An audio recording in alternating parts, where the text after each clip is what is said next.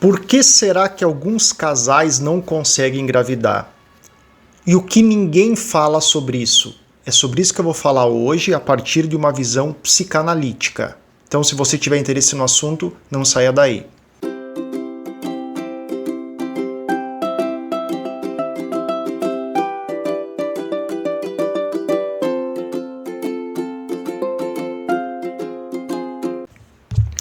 Fala pessoal, para quem está chegando aqui pela primeira vez, meu nome é Rodrigo, sou psicólogo, psicanalista, esse aqui é o canal da Clínica, onde eu abordo sempre temas de cunho relevante sobre psicanálise, psicologia e inconsciente humano. Pessoal, vamos lá.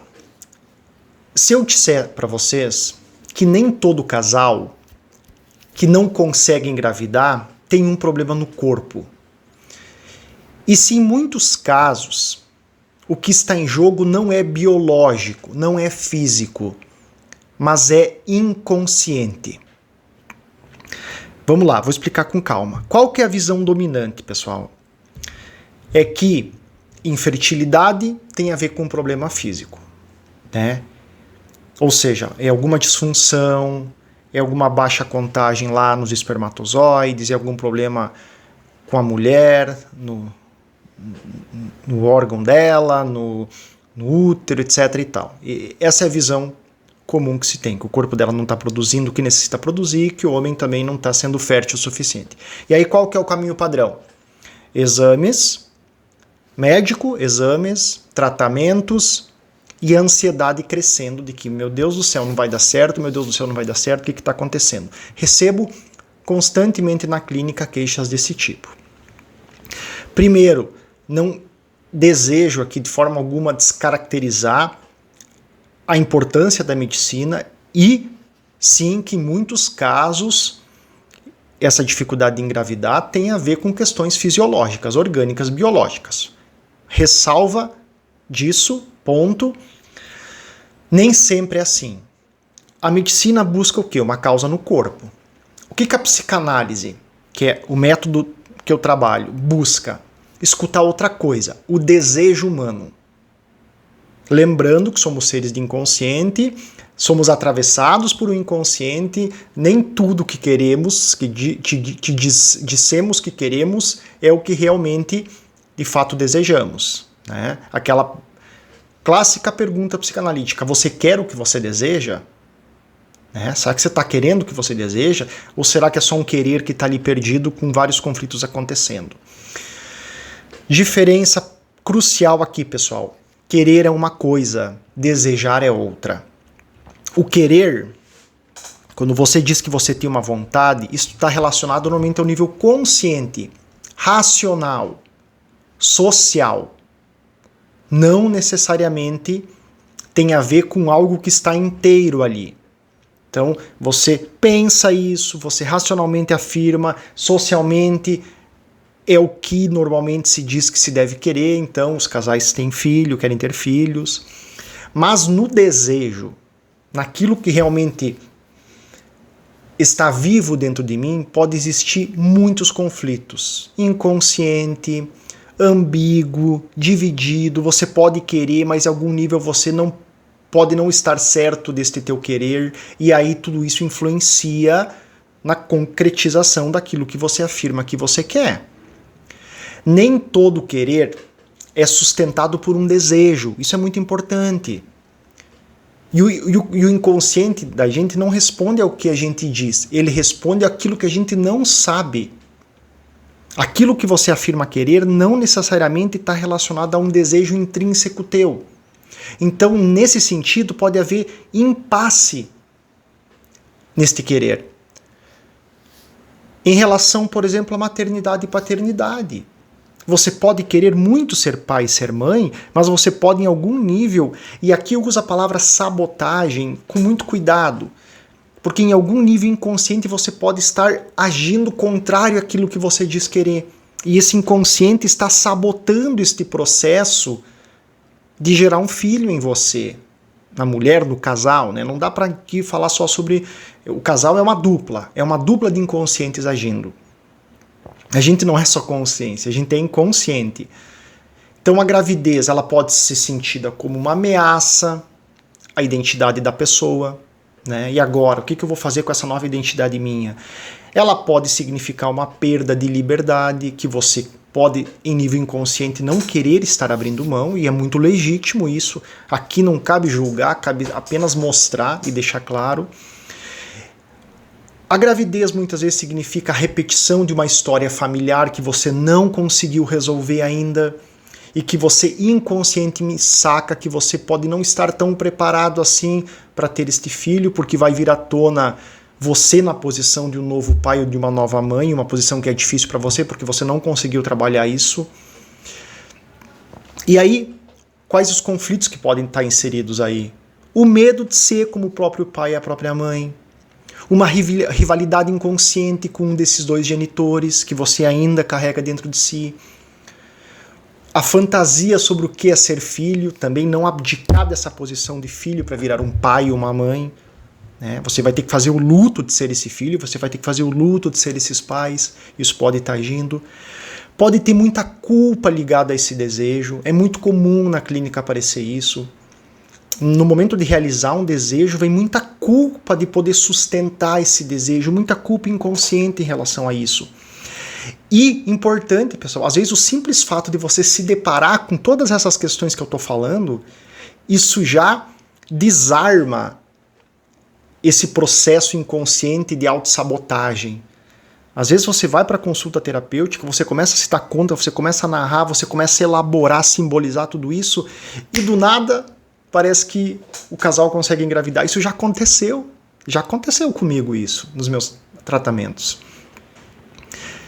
E casais que faziam tratamentos fisiológicos há muito tempo, né? Então, o sintoma, muitas vezes, ele não é infertilidade em si, não é um problema físico-biológico, mas a impossibilidade de sustentar esse desejo de ter um filho no inconsciente. É lá dentro, é lá no inconsciente que isso está agindo contra. Não tem a ver com o corpo. É a sustentação desse querer completo.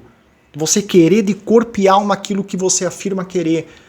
E você pode estar fazendo o tratamento físico, você pode estar buscando causas, mas você não está inteiro neste querer. E aí você vai às vezes analisar a tua vida e você vai perceber que você não está sustentando uma rotina, por exemplo, que cabe um filho. Você está dizendo o que quer, mas se você vai analisar a tua rotina, você vai ver que você está agindo contra esse querer. Há uma contradição, uma contrariedade, um conflito claro aí acontecendo. Então não se trata de uma escolha consciente. Claro que ninguém decide conscientemente não engravidar se você diz que você quer, mas o inconsciente pode colocar barreiras quando algo não está simbolicamente elaborado, quando esse querer não é 100%, não é inteiro em você.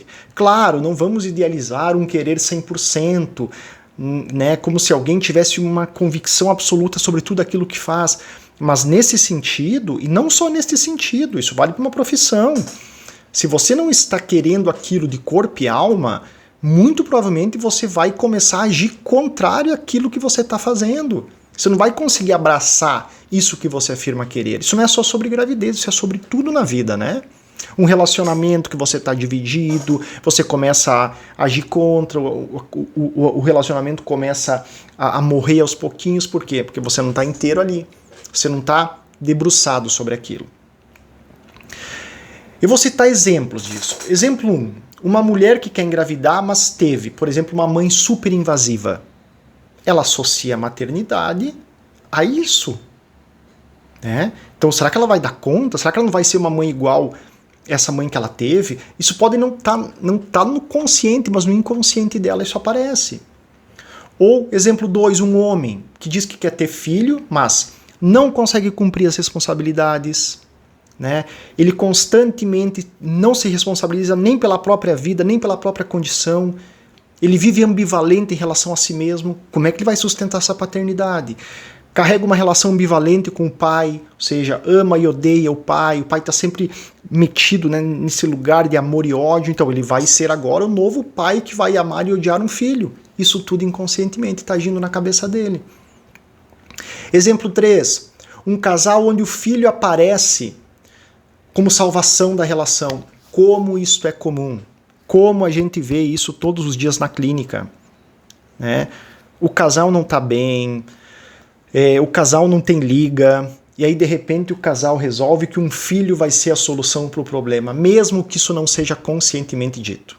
Você percebe, né, que há muito essa assim, nossa, depois que a gente tem um filho a coisa vai. O filho aparece como salvação da relação, e muitos filhos vêm ao mundo com esta premissa, com este trabalho de ser a salvação dos pais. Este é o lugar que foi colocado para elas. E a criança sofre muito nesse lugar.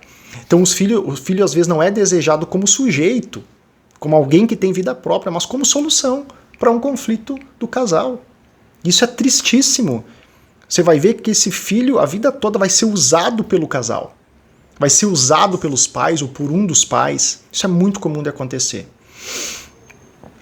De novo, importante dizer, isso não é só exclusivo da mulher, isso é do casal. Aqui tem uma dinâmica de inconscientes que está atuando. Não é só sobre o corpo feminino, não é só sobre o inconsciente feminino. Então, a gravidez não envolve apenas um corpo, ele envolve sempre uma relação, né? Outra questão que pega muito aqui também é o ideal de família. O ideal de maternidade e paternidade, a pressão social para ter filho. Muitas vezes a gente percebe que quanto menos em contato as pessoas estão com o próprio desejo, quanto menos resolvidas elas estão em torno da sua própria vida, mais elas tendem a comprar esses discursos que vêm de fora. Mais elas tendem a tentar exercer essa obrigação de ser um casal perfeito, um casal nos moldes atual da sociedade. Então, o filho é muito mais um ideal a ser cumprido do que um desejo a ser vivido. Os casais querem ter filho para agradar os pais, para agradar a sociedade, para sentir que são adultos, né? Para colocar uma graça na vida. Né? Eu vejo pessoas dizer, pô, tem que ter 2, 3, 4 filhos para a vida ter graça. Né? Sem isso a vida não tem graça. Olha só. Olha o lugar que esse filho ocupa. Um ideal, né? Um ideal de sociedade, onde as vidas estão tão empobrecidas que um filho vai trazer graça para essa vida. Não poucas vezes isso acontece. E isso também vai criando um conflito inconsciente, porque se eu não estou em contato com o meu desejo, eu estou comprando coisas que vêm de fora, será que de fato eu estou desejando isso? Ou é simplesmente eu estou tentando me moldar a um padrão social, mas lá no fundo de mim eu não sei se eu quero tanto isso não. E aí eu vou agindo contrário àquilo que eu digo que eu quero. Lembrete, pessoal, importante. Existem sim, já falei, causas orgânicas reais e importantes que fazem com que as pessoas não consigam engravidar. E elas precisam ser investigadas e tratadas, tá? Não confundir as coisas. A psicanálise não substitui a medicina. Ela escuta o que a medicina não alcança. Se você está lá fazendo 1001 processos e o filho não está vindo, vamos buscar ouvir mais profundamente isso? Será que diz respeito só ao físico, ao biológico? Será que não está na hora de você ouvir o teu desejo? Aonde está esse desejo? Você tem uma vida desejante? Você tem uma vida onde o teu desejo consegue ser exercido? Ah, sim, Rodrigo, mas daí eu fui lá, fiz o tratamento e depois de tanto tempo deu certo, então não tinha a ver com o meu desejo? Pode ser que tinha sim. Quem sabe o tratamento conseguiu agir onde o desejo não estava sendo escutado, ou não estava conseguindo ser ouvido, né? Ou seja, quem sabe só ao escutar o seu desejo, né, você pudesse ter ultrapassado essa barreira que o teu físico estava ali bloqueando. Né? Às vezes tem disso, né? Isso é somático, físico e psicológico. As coisas estão juntas, elas não estão dissociadas, não são separadas. Então, ao ouvir o teu desejo, às vezes você ultrapassa essa barreira que o corpo está impedindo. Às vezes o tratamento vai meio que na marra, meio que na força, sim, mas você não deslocou o desejo. Você não ouviu o desejo. E aí depois, quando esse filho vem, começam a aparecer os conflitos, os sintomas. Às vezes as pessoas entram num processo de depressão. Às vezes a depressão pós-parto tem muito a ver com isso. Nem sempre tem a ver com o fisiológico, como a medicina costuma dizer. Às vezes é o desejo atuando aí. Porque quando o desejo se concretiza, né, agora veio o filho, eu sou impactado porque eu não sei bem se eu queria isso. Aí começa a vir todas as questões emocionais juntos, né? juntas, né? Então é importante ouvir isso, né? Então talvez a pergunta aqui não seja apenas por que não consigo engravidar, mas também e principalmente o que em mim não pode sustentar essa gravidez. O que em mim não pode sustentar esse filho? O que em mim, de certa forma, está agindo contrário àquilo que eu digo querer? Certo, pessoal? Um vídeo não tão profundo, mas um vídeo para esclarecer um pouco dessa questão, porque eu acho que são questões que a gente não costuma ouvir por aí. As pessoas não costumam tratar esse tipo de assunto, tá bom? Se você gostou, curta o vídeo, comente no vídeo, envie o vídeo para outras pessoas, se inscreva no canal. Tem muita gente que assiste e não se inscreve, não curte, isso ajuda um monte. Tá bom, pessoal? Abração, até a próxima. Tchau, tchau.